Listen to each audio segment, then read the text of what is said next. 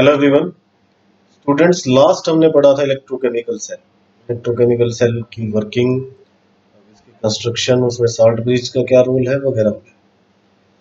Cell कैसे हम लिख सकते हैं अगर सेल रिएक्शन की वो सब कुछ हम लोग पढ़। अब एक नया जो टॉपिक है इसी से रिलेटेड वो है electrode potential.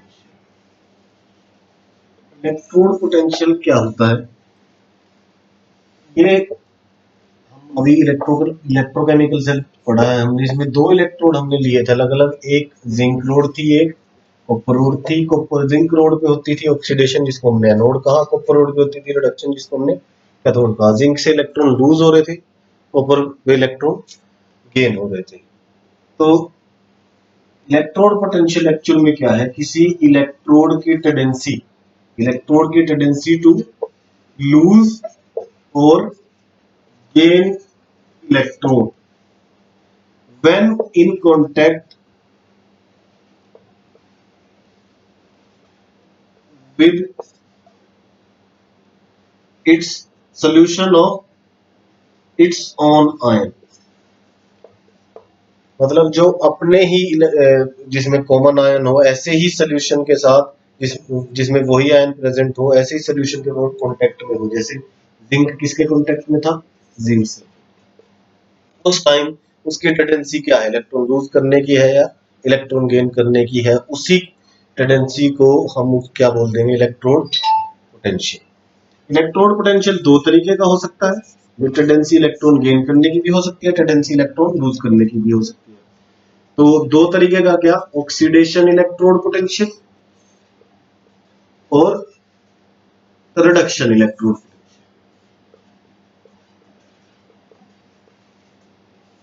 Oxidation electrode potential किसी इलेक्ट्रोड की टेंडेंसी टू लूज इलेक्ट्रॉन, वो हो गया उसका ऑक्सीडेशन इलेक्ट्रोड पोटेंशियल। और रिडक्शन पोटेंशियल किसी इलेक्ट्रोड की टेंडेंसी टू गेन इलेक्ट्रॉन, वो हो जाएगा उसका रिडक्शन इलेक्ट्रोड पोटेंशियल। अब एक इनको स्टैंडर्ड स्टेट में भी हम लिख सकते हैं। कैसे? अगर कोई पूछे स्टैंडर्ड इलेक्ट्रोड पोटेंशियल क्या होता है? स्टैंडर्ड इलेक्ट्रोड पोटेंशियल ही होता है, लेकिन स्टैंडर्ड स्टेट में। स्टैंडर्ड स्टेट क्या? इलेक्ट्रोड पोटेंशियल व्हेन, जब इलेक्ट्रोड जो है वो 1 मोलर सोल्यूशन में, इसके इलेक्ट्रोलाइट के सोल्यूशन में, इलेक्ट्रोलाइट माने जैसे जिंक सल्फेट इलेक्ट्रोलाइट था जिंक के लिए, इसके इलेक्ट्रोलाइट, जिस इलेक्ट्रोलाइट में इसको डिप किया है उसकी मोलर कंसंट्रेशन 1 मोलर हो, उसकी कंसंट्रेशन 1 मोलर हो और टेम्परेचर 298 केल्विन हो, तो उस टाइम जो इलेक्ट्रोड पोटेंशियल होगा उसको हम बोल देंगे स्टैंडर्ड इलेक्ट्रोड पोटेंशियल। अगर वो ऑक्सीडेशन है तो स्टैंडर्ड ऑक्सीडेशन पोटेंशियल, अगर वो रिडक्शन पोटेंशियल है तो स्टैंडर्ड रिडक्शन पोटेंशियल। नेक्स्ट है measurement of electrode potential. Measurement electrode potential के हम कैसे कर सकते हैं? सबसे पहले तो दिक्कतें क्या है, डिफिकल्टीज। इलेक्ट्रोड पोटेंशियल की क्या दिक्कत है कि रिडक्शन और ऑक्सीडेशन जो रिएक्शन है वो साथ साथ होती है। तो एक अकेले इलेक्ट्रोड का पोटेंशियल बताना थोड़ा मुश्किल होगा, क्योंकि जैसे ये सेल बना है, यहाँ पे जो वैल्यू आएगी that will be the difference of two. इन दोनों के इलेक्ट्रोड पोटेंशियल का डिफरेंस यहाँ पे आएगा। पहली तो दिक्कत आ गई कि ये रिडक्स रिएक्शन जो है, reduction and oxidation reaction, that don't takes place alone. Alone वो अकेले नहीं होती।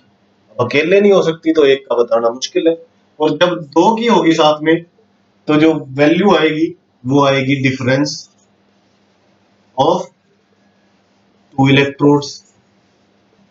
तो ये दिक्कत है मेजरमेंट ऑफ इलेक्ट्रोड पोटेंशियल। इस दिक्कत को तभी हम दूर कर सकते हैं जब हमें ऐसा कोई इलेक्ट्रोड मिल जाए जिसका खुद की इलेक्ट्रोड पोटेंशियल वैल्यू 0 हो। मतलब जैसे जिंक की कुछ इलेक्ट्रोड पोटेंशियल वैल्यू है, कॉपर की कुछ इलेक्ट्रोड पोटेंशियल वैल्यू है, उन दोनों का डिफरेंस मेरे पास ये आ गया। लेकिन अकेले जिंक की कितनी है, अकेले कॉपर की कितनी है, वो तभी पता चलेगी जब यहाँ पे कोई ऐसा इलेक्ट्रोड लग जाए जिसकी वैल्यू क्या होगी? 0। फिर यहाँ पे वोल्टेज आएगी 0.76 वोल्ट, अगर ये जिंक के साथ जुड़ा है। ठीक है, वो किसकी हेल्प से हो सकता है? वो होगा एक स्टैंडर्ड हाइड्रोजन इलेक्ट्रोड होता है SHE जिसको हम बोलते हैं, और दूसरा नाम है इसका NHE, स्टैंडर्ड हाइड्रोजन इलेक्ट्रोड, और दूसरा नाम है नॉर्मल हाइड्रोजन इलेक्ट्रोड।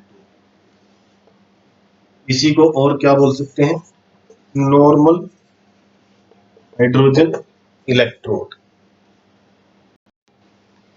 ये है हमारे पास स्टैंडर्ड हाइड्रोजन इलेक्ट्रोड या नॉर्मल हाइड्रोजन इलेक्ट्रोड। क्या होता है इसमें एक्चुअली, इसमें 1 मोलर जिंक सोल्यूशन है और इसमें ये हमने SHE डिजोल्व डिप किया हुआ है। क्या है देखिए, जनरली इसमें ये एक प्लेटिनम की फॉइल है।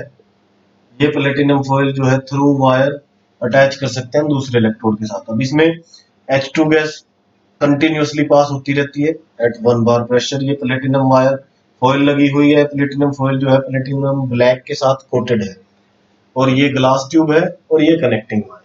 तो इस तरीके का तो हाइड्रोजन स्टैंडर्ड हाइड्रोजन इलेक्ट्रोड होता है। इसकी क्या खासियत है, क्यों इसको हम मेजरमेंट ऑफ इलेक्ट्रोड पोटेंशियल में यूज कर सकते हैं, क्योंकि इसके खुद की इलेक्ट्रोड पोटेंशियल वैल्यू क्या होती है, 0। क्या खासियत है इसकी, SHE जो है वो दोनों तरीके से एक्ट कर सकता है, ये एनोड भी बन जाता है और कैथोड भी बन जाता है, डिपेंड करता है कि किस इलेक्ट्रोड के साथ इसको जोड़ा हुआ है। अगर उसका रिडक्शन पोटेंशियल वैल्यू इससे ज्यादा है तो ये इस पे ऑक्सीडेशन हो जाएगी, उस पे रिडक्शन हो जाएगी। अगर जिसके साथ इसको जोड़ा है उसके ऑक्सीडेशन पोटेंशियल वैल्यू इससे ज्यादा है तो उसमें ऑक्सीडेशन हो जाएगी, इस पे रिडक्शन हो जाएगी। अब SHE पे अगर ऑक्सीडेशन होती है, अगर ये एज एन अनोड काम करता है, तो क्या रिएक्शन होगी कि जो हाइड्रोजन गैस इसमें से पास कर रहे हैं हम कंटिन्यूअसली, वो हाइड्रोजन गैस गेट ऑक्सीडाइज, उसकी ऑक्सीडेशन हो जाएगी to produce 2H positive plus 2 electron. अगर यही SHE कैथोड की तरह काम करेगा तो रिडक्शन होगी। जो HCl लिया है 1 मोलर सॉल्यूशन, उसमें जो H पॉजिटिव आयन है they will gain 2 electron to reduce to hydrogen. तो इसका इस्तेमाल करके हम कैसे दूसरे इलेक्ट्रोड का इलेक्ट्रोड पोटेंशियल निकाल सकते हैं वो हम देखते हैं। अगर हम SHE का यूज करके इलेक्ट्रोड पोटेंशियल निकालना चाहे जिंक इलेक्ट्रोड का, तो कैसे निकाल सकते हैं, जिंक हाफ सेल का तो कैसे हम निकाल सकते हैं। मान लीजिए SHE मैंने कनेक्ट कर दिया जिंक इलेक्ट्रोड के साथ, जिंक हाफ सेल के साथ, तो क्या होगा, मुझे देखना है कि डायरेक्शन ऑफ करंट क्या थी।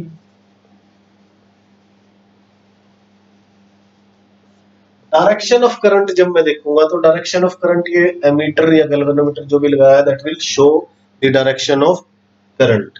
तो इधर है direction of current from SHE to zinc. इसका मतलब है इलेक्ट्रॉन जो जा रहे होंगे वो दूसरी डायरेक्शन में जा रहे होंगे, मतलब जिंक से इलेक्ट्रॉन जा रहे हैं हाइड्रोजन की तरफ। तो इसका मतलब जिंक पे क्या हो रहा है, इस डायरेक्शन ऑफ करंट हमें बता रही है कि जिंक पे हो रहा है ऑक्सीडेशन, और ऑक्सीडेशन होने के साथ साथ यहाँ पे वैल्यू क्या आ रही है वोल्टेज की, वोल्टेज जो आ रही है, जो वोल्ट मीटर वैल्यू शो कर रहा है, वोल्टेज आ रही है, वोल्ट्स कितने आ रहे हैं, वोल्ट्स आ रहे हैं 0.76 वोल्ट मीटर हमें शो कर रहा है, वो रीडिंग शो कर रहा है 0.76 वोल्ट। और डायरेक्शन ऑफ करंट हमें बता रही है कि ऑक्सीडेशन हो रहा है जिंक पे। इसका मतलब क्या है कि 0.76 वोल्ट जो है that is oxidation potential of zinc. और अगर ये स्टैंडर्ड स्टेट में, मतलब ये 1 मोलर सोल्यूशन में है, तो ये हो जाएगा इसका स्टैंडर्ड ऑक्सीडेशन पोटेंशियल जिंक का। अगर इसी के साथ मान लीजिए मेरे को कॉपर का पता करना है, कॉपर में इसके साथ कॉपर सेल इसके साथ लगा दूं, तो मान लीजिए कि ये सेल है कॉपर का, पहले किसका था, जिंक का। अब ये कॉपर का सेल मैंने इसके साथ लगा दिया। कॉपर का सेल जब मैं इसके साथ लगाऊंगा तो जैसे ही मैं डायरेक्शन ऑफ करंट देखूंगा वो उल्टी हो जाएगी। डायरेक्शन ऑफ करंट इधर हो गई। अब डायरेक्शन ऑफ करंट से मेरे को पता चल गया कि करंट अगर इधर जा रहा है तो इलेक्ट्रॉन इसके अपोजिट डायरेक्शन में जाएंगे, मतलब इधर। तो हाइड्रोजन से इलेक्ट्रॉन आ रहे हैं, जा किसके पास रहे हैं, कॉपर इलेक्ट्रोड के पास। तो डायरेक्शन ऑफ करंट मेरे को बता रही है कि कॉपर इलेक्ट्रोड पे क्या हो रहा है, रिडक्शन। और वोल्ट मीटर मेरे को दिखा रहा है यहीं पे वैल्यू, वोल्ट मीटर क्या दिखा रहा है, वोल्ट मीटर दिखा रहा है 0.34। इसका मतलब क्या है कि ये जो 0.34 वोल्ट वैल्यू आई है, this is the standard reduction potential electrode, standard reduction potential इसका कॉपर ये आ जाएगा कितना 0.34 वोल्ट। ठीक है जी। तो स्टैंडर्ड रिडक्शन पोटेंशियल भी बोल सकते हो, स्टैंडर्ड रिडक्शन इलेक्ट्रोड पोटेंशियल भी बोल सकते हो, इसमें कोई दिक्कत नहीं।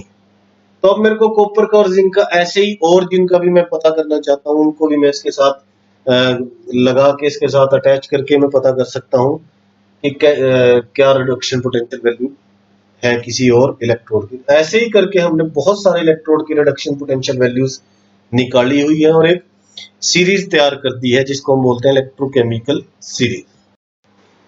तो इलेक्ट्रोकेमिकल सीरीज की हम बात कर रहे थे, हमने SHE इलेक्ट्रोड यूज करके बहुत सारे इलेक्ट्रोड्स का, मेटल का, नॉन मेटल का, हमने रिडक्शन पोटेंशियल और ऑक्सीडेशन पोटेंशियल वैल्यू पता कर ली और उसके बाद हमने ये वैल्यूज, इन वैल्यूज के हिसाब से इनको एक टेबल में रख दिया।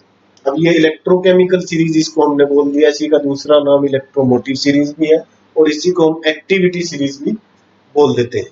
अब देखिए क्या है, एक बात और हम जानते हैं कि रिडक्शन पोटेंशियल को हम ऑक्सीडेशन पोटेंशियल वैल्यू भी पता कर सकते हैं माइनस साइन लगा के, और उल्टा भी कर सकते हैं, ऑक्सीडेशन से रिडक्शन भी पता कर सकते हैं। तो इस सीरीज में हमने decreasing order of reduction potential की वैल्यू के हिसाब से अरेंज किया हुआ है। तो जिस सीरीज में decreasing reduction potential standard reduction potential value के हिसाब से अरेंज किया हुआ है डिफरेंट इलेक्ट्रोड्स को, उसको बोलते हैं इलेक्ट्रोकेमिकल सीरीज।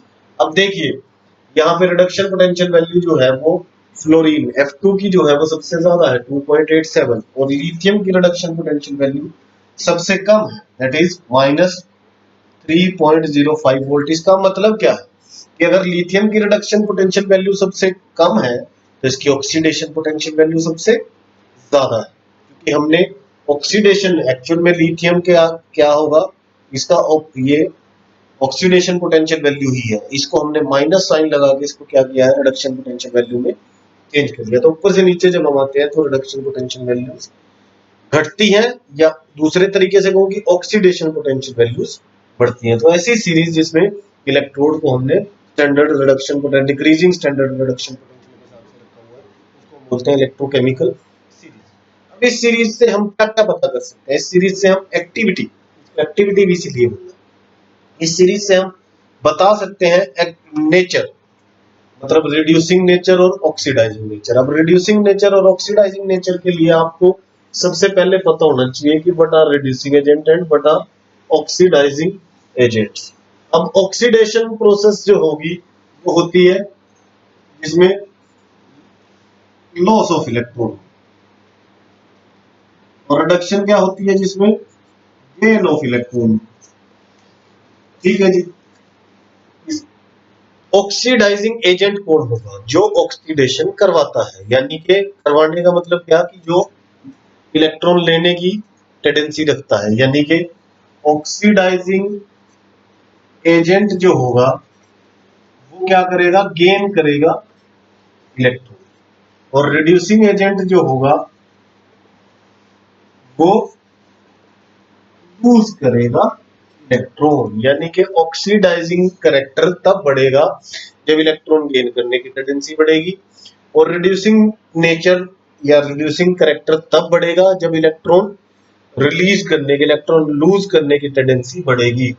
तो हमें पता है जैसे जैसे रिडक्शन पोटेंशियल वैल्यू बढ़ रही है, ऊपर से नीचे से ऊपर क्या हो रही है, reduction standard reduction potential value बढ़ रही है, इसका मतलब टेंडेंसी टू गेन इलेक्ट्रॉन बढ़ रही है, टेंडेंसी टू गेन इलेक्ट्रॉन बढ़ रही है नीचे से ऊपर, तो इसका मतलब ऑक्सीडाइजिंग नेचर बढ़ रहा है। नीचे से ऊपर जब हम जाएंगे तो ऑक्सीडाइजिंग नेचर बढ़ेगा, क्योंकि ये रिडक्शन पोटेंशियल वैल्यू बढ़ रही है, मतलब टेंडेंसी टू गेन इलेक्ट्रॉन बढ़ रही है। जब आप किसी से इलेक्ट्रॉन ले लेते हो तो जिससे इलेक्ट्रॉन लिया उसकी क्या हुई है, ऑक्सीडेशन, और आप उसके क्या बन गए हो, ऑक्सीडाइजिंग एजेंट।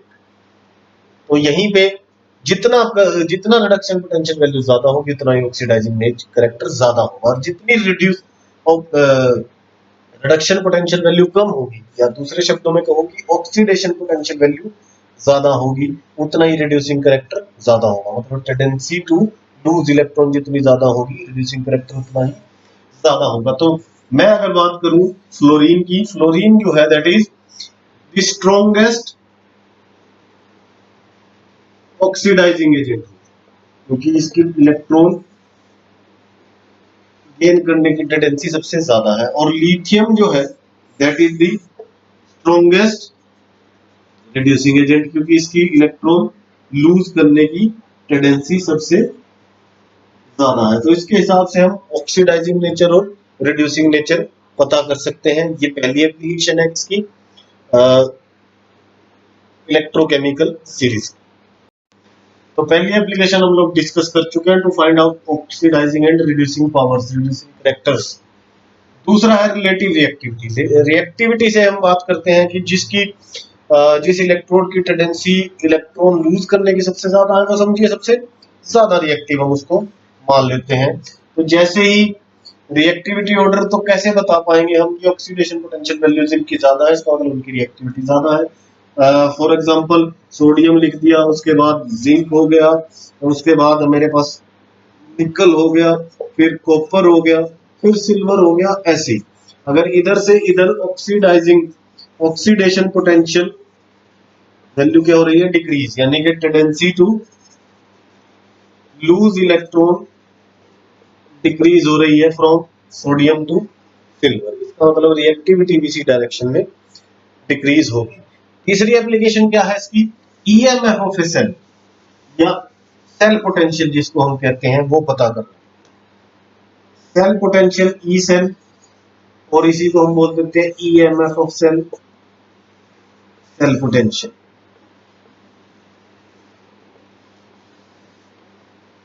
देखिए हमने किया था इलेक्ट्रोड पोटेंशियल। इलेक्ट्रोड पोटेंशियल अकेले इलेक्ट्रोड की जो पोटेंशियल थी, जो टेंडेंसी थी वो। अब यहाँ पे पूरे सेल का हमें बताना है, मतलब दो इलेक्ट्रोड का डिफरेंस जो हम पहले बात कर रहे थे, दो इलेक्ट्रोड का डिफरेंस बताना कोई वो आसान है, उसके लिए एसएचजी की जरूरत नहीं पड़ेगी। यहाँ पे जो वैल्यूज आती है, वोल्ट मीटर जो वैल्यूज दिखाता है वो हम निकाल भी चुके हैं। वो उसका हो जाएगा क्या, सेल पोटेंशियल। जैसे गैल्वेनिक सेल हमारा था, इलेक्ट्रोकेमिकल सेल, उसका सेल पोटेंशियल वैल्यू क्या थी, 1.1 वोल्ट। तो सेल पोटेंशियल या ईएमएफ ऑफ सेल क्या है, इनडोर सेल क्या है, it is the difference between the electrode potential of the two electrodes, जो दो इलेक्ट्रोड्स हैं और इन इलेक्ट्रोड्स को क्या कह देते हैं, half cell. the difference between the electrode potential of two electrodes और हाफ सेल जो जिस एक सेल में प्रेजेंट होते हैं, सेल में क्या उनके इलेक्ट्रोड पोटेंशियल में डिफरेंस है, उसी को हम क्या बोलते हैं, सेल पोटेंशियल, सेल की ताकत। ठीक है जी। अब थोड़ा सा इसमें ईएमएफ और सेल पोटेंशियल में थोड़ा सा डिफरेंस भी है। थोड़ा सा डिफरेंस क्या है, ईएमएफ और सेल पोटेंशियल में थोड़ा सा डिफरेंस क्या है, हालांकि एक ही बात है, दोनों की समझो पावर ही है सेल की, दोनों डिफरेंस ही है इलेक्ट्रोड के बीच का हाफ सेल के। लेकिन थोड़ा सा डिफरेंस क्या है, ईएमएफ माने, ईएमएफ को हम बोलते हैं इलेक्ट्रो मोटिव फोर्स, यानी कि वो फोर्स जो इलेक्ट्रॉन को मोशन में लेके आए, इलेक्ट्रॉन को मोटिवेट करे to move from one end to another, one electrode to.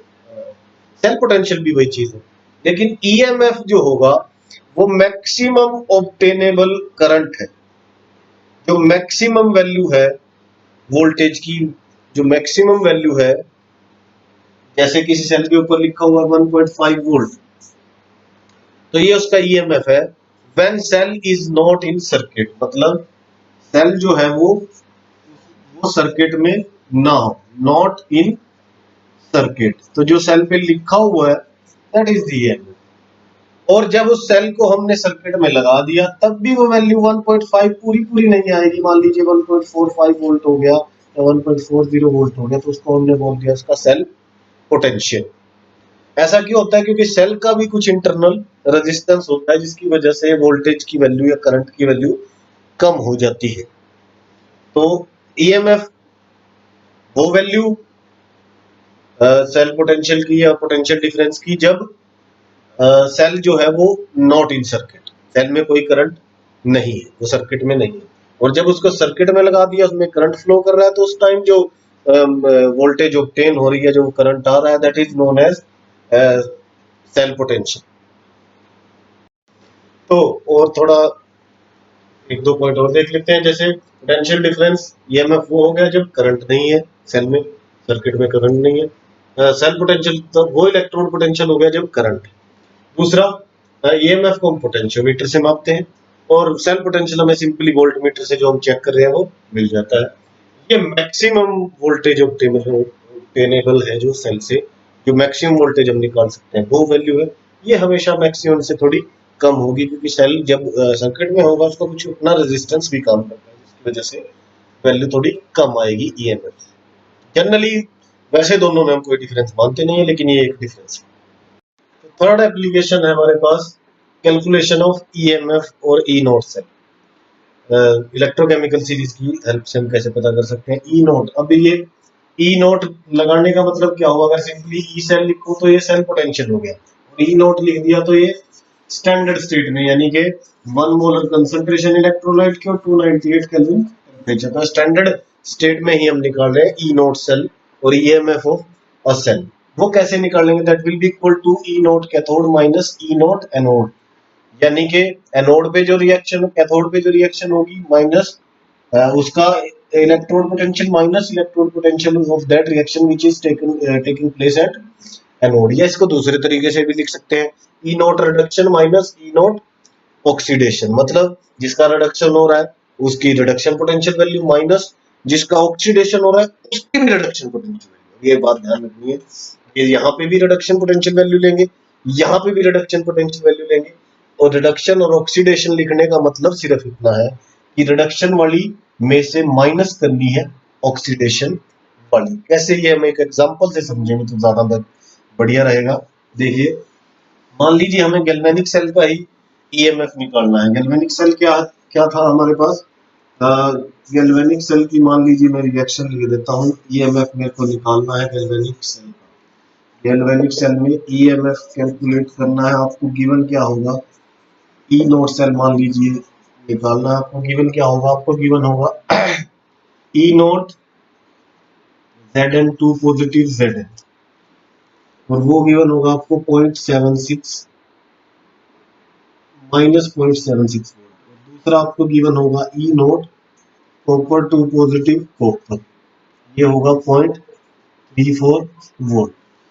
अब देखिए, ये वैल्यू जो है ये किसमें गिवन है, ये ई नोट रिडक्शन पोटेंशियल है, ये भी कॉपर का रिडक्शन पोटेंशियल है, ये जिंक का रिडक्शन पोटेंशियल, ये कॉपर का रिडक्शन पोटेंशियल। मेरे को कैसे पता चल रहा है, अगर मैं इसको ऐसे लिख दूं, देखिए E naught zinc zinc 2 positive, zinc से जिंक 2 पॉजिटिव बना है, इसका मतलब ऑक्सीडेशन हो गया, तो ये वैल्यू अपने आप हो जाएगी, माइनस साइन हट जाएगा, क्या बन गया 0.76 वोल्ट। ऐसे ही कॉपर को भी चेंज कर सकता हूँ, ये कॉपर के ऊपर 2 पॉजिटिव से कॉपर बना है, इसका मतलब गेन ऑफ इलेक्ट्रॉन हुआ है, ये हो गया इसका रिडक्शन पोटेंशियल, ये भी रिडक्शन पोटेंशियल वैल्यू, ये भी रिडक्शन पोटेंशियल वैल्यू। तो ध्यान रखनी है, जो वैल्यूज हमें दी हुई है, अगर मान लीजिए ये दे रखी है, ये नहीं दी थी, तो हमें खुद ब खुद ये रिडक्शन पोटेंशियल में ही चेंज कर लेनी है। कैसे करेंगे, देखिए गैल्वेनिक सेल की हम बात कर रहे हैं, गैल्वेनिक सेल की रिएक्शन क्या है,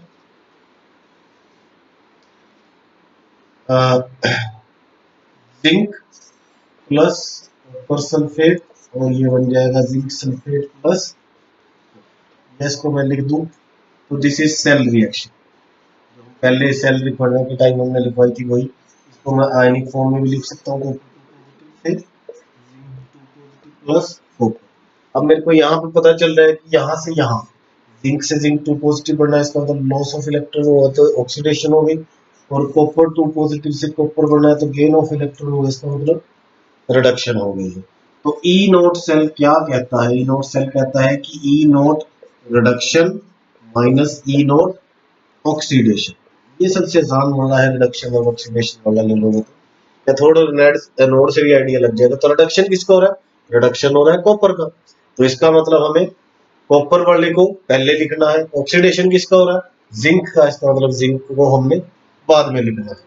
तो ये मैं लिख देता हूँ एक बार, ई नोट रिडक्शन, तो ये ई नोट क्या हो गया, copper, copper 2 positive, copper minus E naught zinc 2 positive, zinc, दोनों की रिडक्शन पोटेंशियल वैल्यू लेनी है। इसका मतलब सिर्फ क्या है कि हमें ये बताना है, ये पता होना चाहिए कि हमें रिडक्शन वाले में से ऑक्सीडेशन वाला घटाना है, घटानी दोनों की रिडक्शन पोटेंशियल वैल्यूज ही है, स्टैंडर्ड रिडक्शन पोटेंशियल वैल्यूज ही घटानी है। तो इसीलिए अगर ये ऐसे भी दिया हुआ हो मान लीजिए आपको, तो आपको इसको किस में चेंज करना पड़ेगा, you have to change in reduction potential. तो यहां से हम करेंगे, और फिर ये मेरे को दे रखी है कितनी है, 0.34 वोल्ट, माइनस में -0.76, तो ये वैल्यू आ गई क्या, 1.10। तो ईएमएफ क्या आ गया, या ई नोट सेल क्या आ गया, गैल्वेनिक सेल का 1.10 वोल्ट। और भी सेल का आप लोग निकाल सकते हो। मान लीजिए आपको ये सेल दे रखा है कि AgNO3 कॉपर प्लस AgNO3 और copper NO3 twice plus Ag balance कर लो, वही सारा काम करना है। इसमें आपको यही पता करना है ये क्या हो जाएगा, कॉपर प्लस ये क्या हो जाएगा 2Ag पॉजिटिव, आयनिक फॉर्म में लिख दिया, सेल रिएक्शन में कॉपर 2 पॉजिटिव हो गया, प्लस साथ में क्या हो गया 2Ag। इसका सबसे पहले आप क्या लिख लो, इसका सेल लिख लो, सेल लिख लोगे तो थोड़ा आसानी रहेगी, वहां पे हमने नहीं लिखा है शुरू में, लेकिन अगर लिख लोगे तो इट विल बी बेटर। तो सेल लिख लोगे, तो ये हो गया आपका, जिसकी ऑक्सीडेशन हो रही है उसको लेफ्ट हैंड साइड में, जिसकी रिडक्शन हो रही है उसको राइट हैंड साइड में। ऑक्सीडेशन किसकी हो रही है, कॉपर की, पॉजिटिव बन रहा है तो इसको मैंने लिख लिया लेफ्ट हैंड साइड। प्रोडक्शन किसकी हो रही है, सिल्वर की, तो उसको मैंने लिख दिया राइट हैंड साइड। हमें पता है कि हम कोफिशिएंट नहीं, फिर वही ई नोट सेल हम इसका निकालेंगे, तो E naught silver Ag positive Ag minus E naught copper, आ गया। इसकी वैल्यूज मेरे को पता है, इसकी होती है सिल्वर की 0.80 वोल्ट, माइनस कॉपर की होगी 0.34 वोल्ट, तो ये लगभग लगभग आ जाएगा 0.46। तो ऐसे हम ईएमएफ ऑफ सेल भी निकाल सकते हैं with the help of this electrochemical series. एक और एप्लीकेशन है हमारे पास, to find out spontaneity of feasibility of reaction, redox reaction की स्पॉन्टेनिटी या फिजिबिलिटी कैसे पता। अगर ईएमएफ पॉजिटिव आता है तो इसका मतलब रिएक्शन जो है that will be spontaneous, feasible होगी रिएक्शन। अगर ई नोट जो है सेल का ईएमएफ जो है वो नेगेटिव आता है तो इसका मतलब रिएक्शन नहीं होगी। जैसे क्वेश्चन क्या आता है इसके बेस, इस पे बेस्ड क्या क्वेश्चन आएगा, can we store copper sulphate solution in zinc vessel, ये बताना है कि हम स्टोर कर सकते हैं या नहीं कर सकते हैं। तो अगर रिएक्शन होगी तो हम स्टोर नहीं कर सकते, अगर रिएक्शन होगी तो नहीं स्टोर कर सकते, अगर रिएक्शन नहीं होती है तो वी कैन स्टोर इट। तो हमें देखना है कि ये रिएक्शन होगी या नहीं होगी। सबसे पहले तो हमें रिएक्शन लिखनी आनी चाहिए। अब कॉपर सल्फेट का सोल्यूशन है, जिंक का वेसल है, तो जिंक मेटल है, प्लस में कॉपर सल्फेट का हो गया सोल्यूशन। इसके आगे की रिएक्शन क्या बनेगी, जिंक सल्फेट प्लस कॉपर, तो ये जिंक प्लस कॉपर 2 पॉजिटिव, और ये जिंक 2 पॉजिटिव प्लस कॉपर। तो सेल लिख देंगे इसका, सेल क्या होगा, रिडक्शन ऑक्सीडेशन देखनी है हमें, जिंक की ऑक्सीडेशन हो रही है, कॉपर की रिडक्शन हो रही है, तो जिंक से zinc 2 positive plus copper 2 positive से कॉपर। तो इस सेल का ईएमएफ निकाल देंगे हम। अगर ईएमएफ पॉजिटिव आता है तो रिएक्शन होगी और हम स्टोर नहीं कर सकते, वैसे पॉजिटिव आएगा क्योंकि हम कर चुके हैं एक बार पहले ही। तो ई नोट सेल इसका आएगा, E naught copper 2 positive copper minus E naught zinc 2 positive zinc, क्या होता है E reduction minus E naught oxidation, ये नोट वैल्यू है।